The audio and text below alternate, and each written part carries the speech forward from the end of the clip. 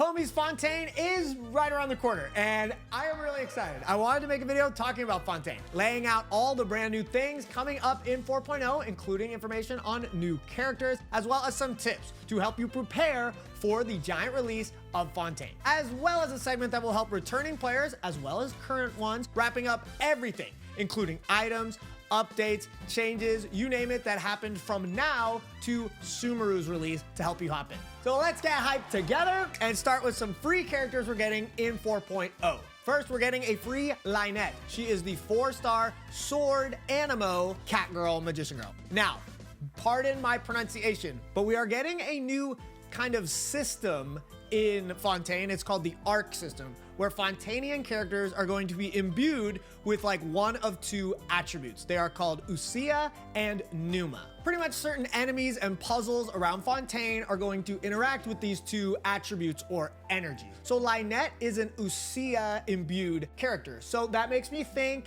that Hydro Traveler will be imbued with Pneuma so that we are able to get one of each, attribute free, but that's just speculation right now. And if you're curious, Liney is Pneuma, and I'm not sure if we have seen Fremonet's attribute just yet. On the topic of free characters, we are also getting a free Bennett as a reward for one of the events coming out in 4.0. If you don't know now, Bennett is broken. He's one of the best characters in the entire game. So whether he is a constellation for you right now or a brand new Bennett on your account, it is a very welcome reward. Really quick on adventuring through Fontaine, they went crazy hard into showing us all the underwater exploration and how beautiful it looks. And I mean, it looks fantastic, truly. But they made sure to tell us there is going to be no oxygen system and no drowning mechanic here in the underwater exploration in Fontaine.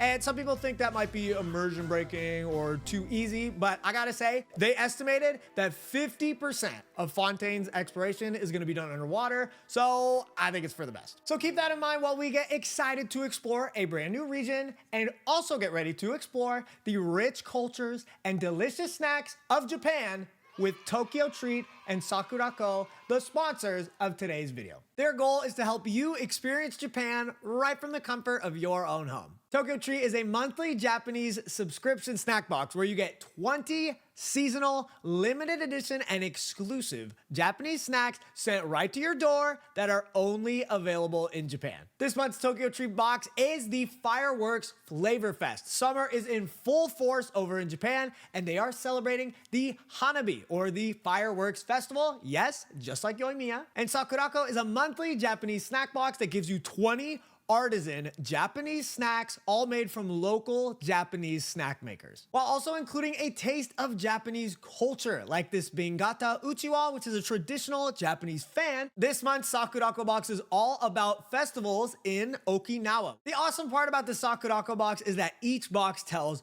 a story. There is a beautiful detailed pamphlet inside each box that tells you all about the history and culture of all the really cool items that are going to be in that box too. My favorite thing from the TokyoTreat box has got to be the lemon salt Kit Kats. I mean, they were straight fire. And then the soba snack, which was like yakisoba in a bag. Those were delicious. From the Sakuraco box is gotta be the pineapple mochi manju. That thing is absolutely godlike. And the Sanpin tea, super soothing. And then I was really excited to try a traditional, authentic senbei, and the sawfish senbei was super good, super crunchy. So homies, if you would like to order your own TokyoTreat box or Sakuraco box, head over to team.sakura.co/eeks or team.tokyotreat.com/eeks for $5 off of your order and to directly support your boy with those links down below. Thank you so much to Sakuraco and TokyoTreat for sponsoring this video. Now, back to the vid. Yo, pretty clean transition for the channel's first sponsor ever, am I right? Let's talk about weapons. With every brand new region comes 5 brand new craftable weapons. And so if you have any billets in your inventory, you might as well hold on to them because these weapons might be really good. And then speaking of billets,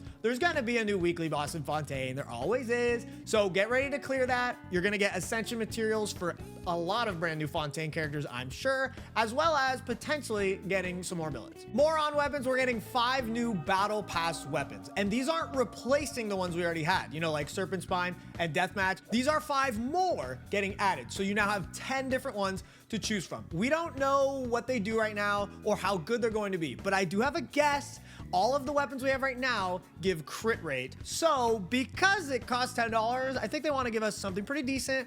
I have a feeling maybe all 5 of them will be crit damage. This is just speculation, but I just want to let you know more weapons are coming, so keep your options open. Start saving your artifacts, your bad 5-star ones, because the strong box is getting updated in 4.0. And we are getting some absolute bangers in there, such as Emblem of Severed Fate, pretty much the best artifact set in the whole game, Ocean Hued Clam, Husk of Opulent Dreams, and Tenacity of Millet, among all these other good sets that you can see on the screen right now. If you want any of these sets or want to strongbox them, just start saving some artifacts and start saving some resin to get farming. Speaking of resin, I recommend going into Fontaine with 5 condensed resin in your bag and 2 transient resin from the teapot if you can. Then you'll have maximum resin to spend on, new artifacts, new character drops, everything. It's smart to go into Fontaine, max resin. I won't go too in depth about the new artifact domain because I'm going to be making a separate video on that. But here they are.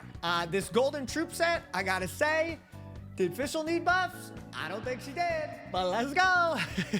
Let's talk about all the new characters briefly, because at the time of recording right now, we don't have that much information on them. But Genshin is fun playing with cool or new or your favorite characters, right? So knowing how to save your Primo Gems for your favorite characters is really important. I want to help you guys with that. Let me give you an overview of all the new characters. With the latest 4.0 trailer, we got some information on some of these new characters that you might have missed. So let's start with the obvious ones. All right, let's start with Liney. He is a 5-star Pyro Bow character, and it seems like charge attacks are going to be involved in his kit. And then Fremine is a 4-star Claymore Cryo character, and it seems like he does things involving shattering pressure, which may involve the shatter mechanic. We don't know enough about his kit right now yet, but just something to know. And he's going to be on the second half of the banners coming up. Now it's time to talk about the information on new characters you may have missed. Let's start out with the hottie Navia, the GO Claymore user. Yes, we didn't know she was Claymore until the trailer. And honestly, I have super high hopes for Navia because she's the first Geo character that's going to come out in a very, very long time. So it's good to know that she's a Claymore, but we'll have to see. Now, Chlorinde. She is the really pretty purple gun girl who is Electro. She's almost definitely a 5-star, but we don't know for sure. Anyway, she was holding a one-handed sword in the trailer. So if you like swords, Chlorinde is a sword. So it is now confirmed 100% that the white-haired sassy girl we saw is Focalors or Farina. Yeah, I thought it was Focalors too, whatever. No info on her weapon just yet, but it's obvious she's gonna be Hydro and a 5-star. And I gotta say, I'm pretty sure she will come out in 4.2. It seems like how they're mapping out the Archon quest, where it'll start in 4.0 and they tell you it'll end in 4.2. I think the Archons, if they keep doing this, will come out on the finale of the Archon quest. So I would expect her 4.2. Nouvelle or Nouvelletta, it seems like he doesn't have a vision. And it's actually theoried and rumored that he's from Enkanomiya, so he may have some like latent power and not need a vision. This is all lore speculation, but I thought I'd share it. No vision on him yet. Still no huge info on Ryo Thessaly, the cool black-haired guy sitting right here next to the cute, potentially Melazine girl, Sejwin or Sejvin. I'm not sure how to pronounce her name, but they were not in the 4.0 trailer at all, which makes me think they are not going to be coming out until some patch after 4.2. So 4.3 at the earliest. My personal speculation, but I'm expecting we're gonna see Navia, Focalors, Chlorinde in 4.0 to 4.2. Charlotte is of course in Fontaine, but we don't know much about her besides that she has a cryo vision. Just wanted to let you know. Finally, the moment you've all been waiting for, Arlecchino. Now I can tell you without a shadow of a doubt that Arlecchino will be in the story, the Archon quest. She will be involved in Fontaine, but is she going to be a playable character? Is she going to be getting the Senora treatment and making her exit that way? Or is she going to be escaping back to Snezhnaya like Dottore did? Who knows? But I gotta say, my money is on she's gonna be playable because Hoyoverse money. Anyway, if any of these characters are your new favorite, your husbando, your waifu, what have you, be smart with your primos because these characters could be just right around the corner.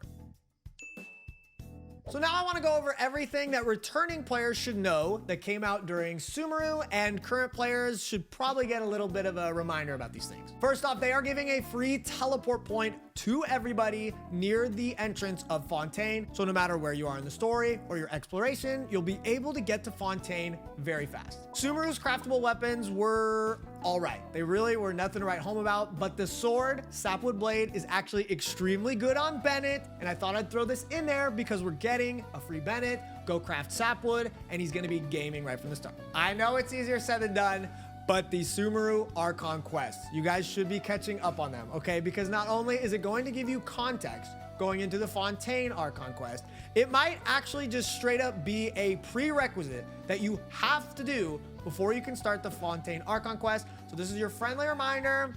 Get started. Come on, go, go, go. There is now a gadget quick swap function where you can assign 4 different gadgets on this little quick menu that you open right here on this button. And then you can use all 4 of them at the same time. It's really convenient while you're adventuring. And I mean, hey, you're gonna be adventuring, aren't you? Quick thing to note about Sumeru, the Dendroculus around the map do not actually give you some sort of stamina boost like the ones in Mondstadt and Liyue did. So you don't need them to explore Fontaine. If you did explore Sumeru and you unlocked the Tree of Dreams through the R&R quest, it gives a ton of rewards, lots of pulls, money, etc. So if you haven't gotten there yet, just go check. If you explored Sumeru, you might be able to get a ton of rewards that might just net you some new characters in Fontaine. Okay, the last super Sumeru focused thing, Dendro is really good. That was the brand new element that came out in 3.0.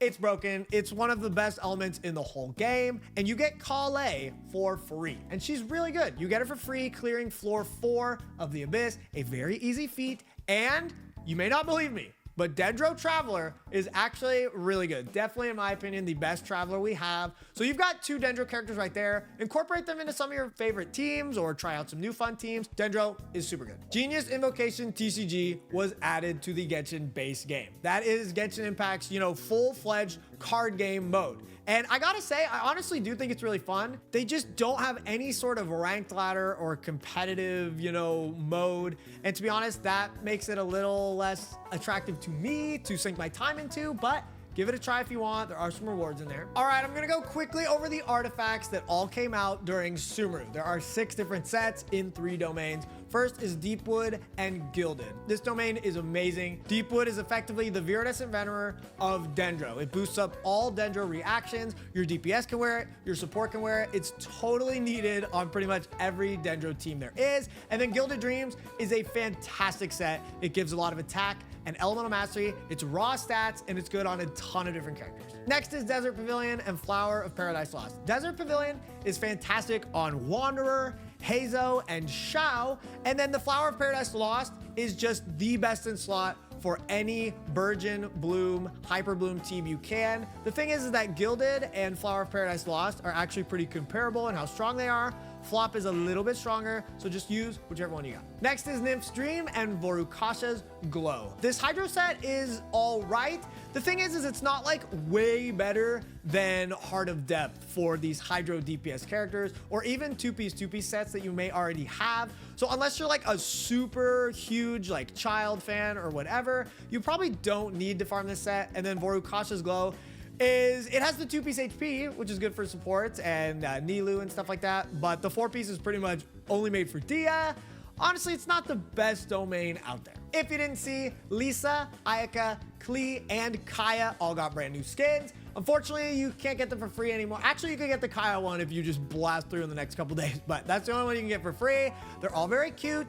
Check them out in the shop if you're interested. Finally, there were lots of various cute holiday festival events that came out over the last year, and some of the gadgets you can actually pick up in the region-specific shops around Teyvat. So if you think those gadgets are cute, don't forget about them. You can still pick them up.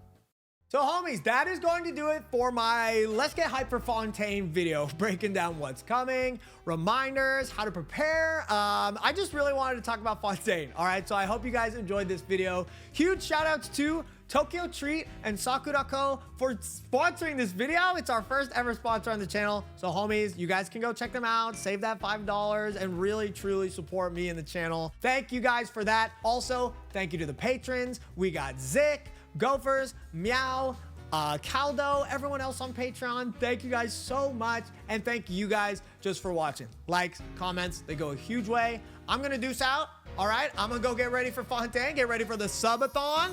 And I will see you guys later. Peace, everybody.